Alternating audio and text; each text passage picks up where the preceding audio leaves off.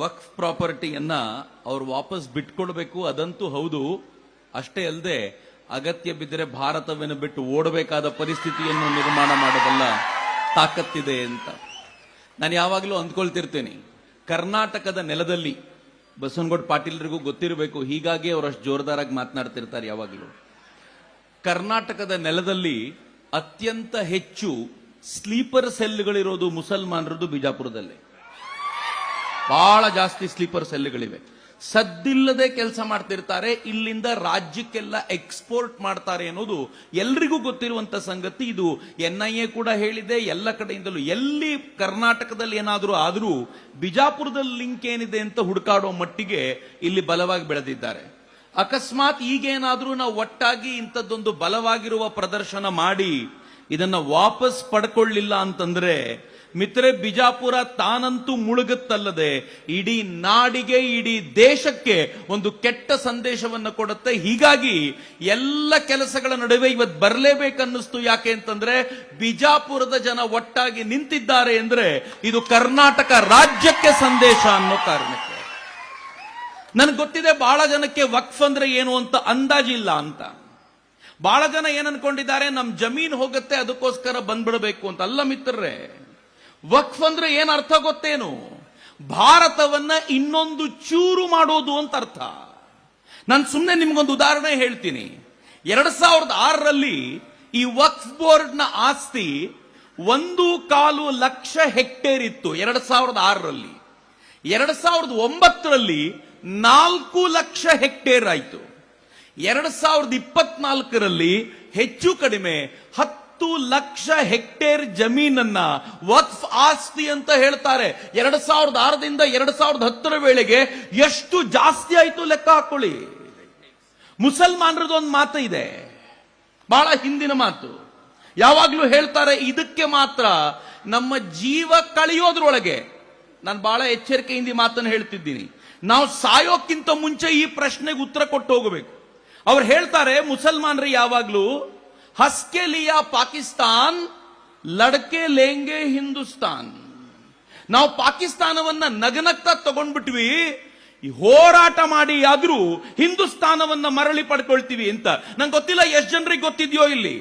ಈ ದೇಶವನ್ನ ಡಿವೈಡ್ ಮಾಡಿದ್ದು 1947ರ ಆಗಸ್ಟ್ 14ರ ಮಧ್ಯರಾತ್ರಿ. ಈ ದೇಶವನ್ನ 2 ಭಾಗ ಮಾಡಿಕೊಡ್ಲಾಯ್ತು, ಒಂದು ಪಾಕಿಸ್ತಾನ, ಒಂದು ಹಿಂದೂಸ್ತಾನ. ಹಿಂದೂಸ್ತಾನದಿಂದ ಮುಸಲ್ಮಾನರು ನಮಗೆ ಪ್ರತ್ಯೇಕ ರಾಷ್ಟ್ರ ಬೇಕು ಅಂತ ಕೇಳಿದ್ರು.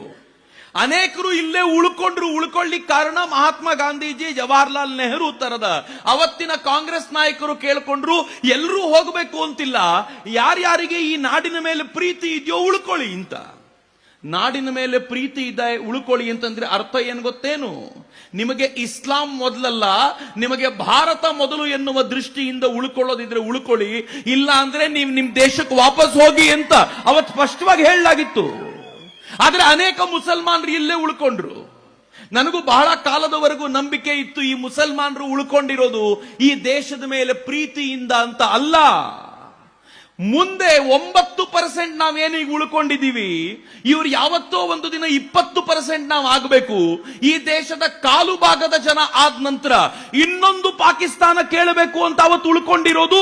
ಅವರಿಗೆ ಸರಿಯಾಗಿ ಕಾಂಗ್ರೆಸ್ ಅವತ್ತಿನಿಂದ ಇವತ್ತಿನವರೆಗೂ ಅವ್ರಿಗೆ ಸಪೋರ್ಟ್ ಮಾಡ್ಕೊಂಡು ಬಂತಲ್ಲ, ಅದಕ್ಕೆ ಆಧಾರವಾಗಿರೋದು ವಕ್ಫ್ ಬೋರ್ಡ್.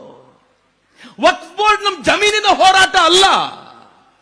ವಕ್ಫ್ ಬೋರ್ಡ್ ನನ್ನ ದೇಶವನ್ನ ತುಂಡರಿಸೋದ್ರಿಂದ ಉಳಿಯುವಂತ ಹೋರಾಟ ರೀ ಮಿತ್ರ. ವಕ್ಫ್ ಬೋರ್ಡ್ ನ ಹೋರಾಟ ಬಿಜಾಪುರದ ಮಾತ್ರ ಅಲ್ಲ, ವಕ್ಫ್ ಬೋರ್ಡ್ ನ ಹೋರಾಟ ತಮಿಳುನಾಡಿನದ್ದು.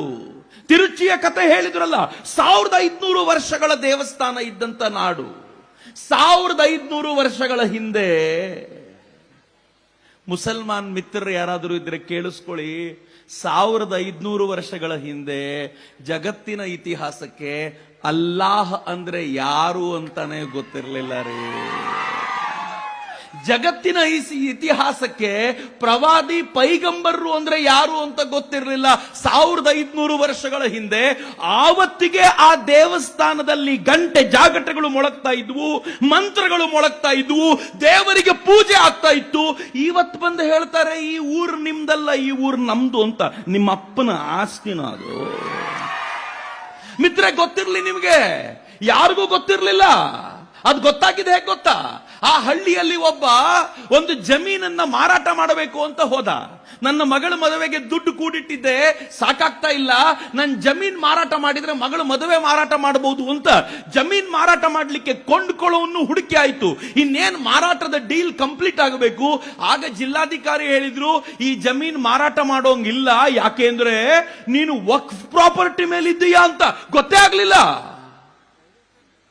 ಅವನ್ ಕೇಳ್ದ, ಇದು ವಕ್ಫ್ ಪ್ರಾಪರ್ಟಿ ಅಲ್ಲ ರೀ, ನಮ್ಮ ಅಪ್ಪ ನಂಗೆ ಕೊಟ್ಟೋಗಿರೋದು, ನಮ್ಮ ಅಪ್ಪನಿಗೆ ನಮ್ಮ ತಾತ ಕೊಟ್ಟಿರೋದು, ನಮ್ಮ ತಾತನಿಗೆ ಅವ್ರ ಅಪ್ಪ ಕೊಟ್ಟಿರೋದು. ಯಾರಪ್ಪ ಯಾರಿಗಾದ್ರೂ ಕೊಟ್ಟಿರ್ಲಿ, ಈಗ ಇದ್ರ ಅಪ್ಪ ವಕ್ಫ್ ಅಂತು ತಮಿಳುನಾಡಿನ ಗವರ್ಮೆಂಟ್. ಹಂಗಂದ ತಕ್ಷಣ ಗಾಬರಿ ಆದ್ರವರು. ಅವ್ರು ಕೋರ್ಟಿಗೆ ಹೋದ್ರೆ ಕೋರ್ಟ್ ಹೇಳ್ತು, ನೀವು ವಕ್ಫ್ ಆಕ್ಟ್ ನ ಪ್ರಕಾರ, ಸರಿಯಾಗಿ ಕೇಳಿಸ್ಕೊಳ್ಳಿ, ನೀವು ವಕ್ಫ್ ಆಕ್ಟ್ ನ ಪ್ರಕಾರ ನಮ್ ಕೋರ್ಟಿಗೆ ಬರುವಂತನೇ ಇಲ್ಲ. ಇದನ್ನ ವಕ್ಫ್ ಟ್ರಿಬ್ಯುನಲ್ ಹೋಗ್ಬಿಟ್ಟು ಅಲ್ಲಿ ಫೈಟ್ ಮಾಡಬೇಕಿತ್ತು. ನಿಮ್ಮ ಅಪ್ಪ, ನಿಮ್ಮ ತಾತ, ನಿಮ್ಮ ಮುತ್ತಾತನ ಕಾಲದ ಆಸ್ತಿ ಅಂತ. ಅವರು ಹೂ ಅಂತ ಒಪ್ಪಿಕೊಂಡ್ರೆ ವಾಪಸ್ ಕೊಡಬಹುದು ಅಂತ. ಇಡೀ ಹಳ್ಳಿಯ ಜನ ಆಗ ಗೊತ್ತಾಯ್ತು ಅವರಿಗೆ, ನಮ್ಮ ದೇವಸ್ಥಾನವೂ ಸೇರದಂತೆ ಎಲ್ಲವನ್ನು ವಕ್ಫ್ ಆಸ್ತಿ ಅಂತ ಹೇಳಿಬಿಟ್ಟಿದ್ದಾರೆ. ತಮಿಳುನಾಡಿನ ಸರ್ಕಾರ ಅವ್ರ ಪರವಾಗಿ ನಿಂತಿದೆ. ನಾವೇನೂ ಮಾಡುವಂತಿಲ್ಲ ಅಂತ ಕಣ್ಣೀರು ಸುರಿಸುವ ಸ್ಥಿತಿ ಬಂತಲ್ಲ. ಯಾಕೆ ಬಂತು ಗೊತ್ತಾ? ಹಿಂದೂ ತಮಿಳುನಾಡಿನಲ್ಲಿ ಮಲಗಿದ್ದ ಅನ್ನೋ ಕಾರಣಕ್ಕೂ ಬಂತು. ಆದರೆ ಬಿಜಾಪುರದ ಹಿಂದೂ ಮಲಗಿಲ್ಲ, ಅವನು ಎದ್ದಿದ್ದಾನೆ. ಹಿಂಗಾಗಿ ಅದು ಯಾರಪ್ಪ ಇಲ್ಲಿ ಬರ್ತಾರೋ ನೋಡೇ ಬಿಡೋಣ, ನಮ್ಮ ಜಮೀನಿನ 1 ಇಂಚು ಕಿತ್ಕೊಳ್ಳಿಕ್ ಬಿಡಲ್ಲ. ಅಷ್ಟೇ ಅಲ್ಲ ಮಿತ್ರರೇ, ಯಾವ್ಯಾವ ನಮ್ಮ ಜಮೀನನ್ನ ಕಿತ್ಕೊಂಡಿದ್ದಾರೋ ಅಷ್ಟನ್ನು ವಾಪಸ್ ತೆಗೆದುಕೊಳ್ಳುವವರೆಗೆ ನಮ್ಮ ಹೋರಾಟ ನಿಲ್ಲೋದಿಲ್ಲ ಅನ್ನೋದನ್ನ ನಾವು ಗಮನ ಇಟ್ಟು ಹೇಳಬೇಕಾಗಿದೆ ಅಂತ. ಮೆಮೊರಾಂಡಮ್ ಕೊಡಬೇಕಾದಾಗ ನಮ್ಮ ಜಮೀನಿನ ಕುರಿತಂತೆ ಮಾತ್ರ ಮಾತನಾಡ್ತಿದ್ದೀವಿ. ಆದರೆ ಇದು ಬಿಜಾಪುರದ ಜಮೀನಿಗೆ ಮಾತ್ರ ಹೋರಾಟ ಅಲ್ಲ, ಹಿಂದೂಸ್ತಾನಕ್ಕಾಗಿ ಹೋರಾಟ ಅನ್ನೋದನ್ನ ಬಿಜಾಪುರದ ನೆಲದಿಂದ ಆರಂಭಿಸೋಣ. ಈ ದೇಶಕ್ಕೊಂದು ಸಂದೇಶ ಕಳಿಸೋಣ.